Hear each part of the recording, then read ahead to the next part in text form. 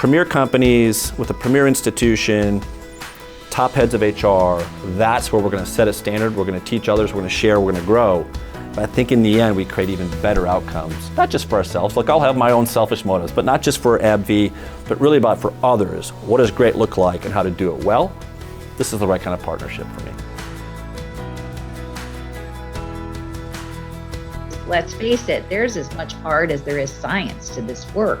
We've been able, I think, to shine a light on practices that work very well, toolkits that we should all really follow in how we think about setting up our processes. And that has been incredibly helpful for me. I know for all of the colleagues associated with the center. Frankly, now as the center has branched out and added board member perspective, it's very helpful for board members too, who maybe they're a CEO or a retired CEO, so they've experienced some succession, but they haven't experienced it multiple times over. And so having those guideposts has been really helpful. And of course, I have to give a shout out to the great faculty, because there's a research and an academic aspect to this too that really helped us sometimes either support a belief that we have around succession or debunk a myth. And it's fact-based, it's research-based. So that's been really, really helpful too. Well, executive succession is one of the most important things that we do. In fact, if you ask boards of directors what's the most important decision that they are involved in, 95% of board members will say it's the choice of the CEO. And obviously it isn't just the CEO, but that's the most important one. And given the importance of this, it's critical that we understand what helps that happen effectively so that companies can thrive and succeed. And then what are those traps and pitfalls that companies live through so that we can learn from those? And my association with the CES is basically because I get two things at once.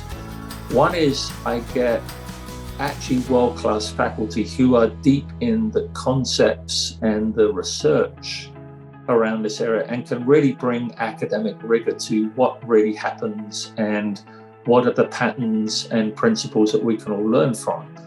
And the second thing I get is a great peer group of chief HR officers from very fine companies who tend to represent the best thinking within their businesses. And the combination of world-class faculty and really good companies with peers that I admire and enjoy working with is just something that I treasure. And so I do this by choice. Nobody tells me I need to do this, but I do it because I get a tremendous amount from it, and I learn a lot along the way. We collaborate on the Center on Executive Succession, which is a great example of an area that's lots of opinions, but there hadn't been that much really good research. And I love that the university took that on and said we can make that practice better, we can learn more together, both the companies that are part of that center as well as the academic great research and work that's being done.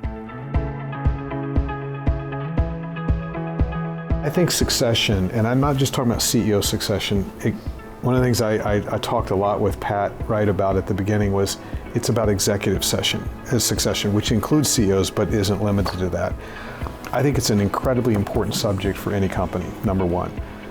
I feel like it was being dominated by anecdotal stories that were true, but don't really stand up to sort of rigorous thought. And I thought the beauty of taking a subject that's so important to companies with an academic, research-based rigor would be a great idea. That was the kernel of the thought, is you've got some super important companies and something that an academic institution is by definition very good at. You merge those two things together and something interesting can happen, and you'll use data and you'll use fact to advance the science, if you want to think about that way, of succession. That's what I was hoping for, and that's what I'm seeing right now. So when I see the research reports, the topics the center looks at I love, the indications I have are really useful. I think they're very practical. boards read them, CEOs read them, heads of HR read them, and I think we're advancing the cause. And I'm really, really proud to have been one of the original thought leaders of that, and even more proud of what leadership has done since then. So it's on a great path, and I really celebrate it and encourage people to check us out and join it if you have an interest in it.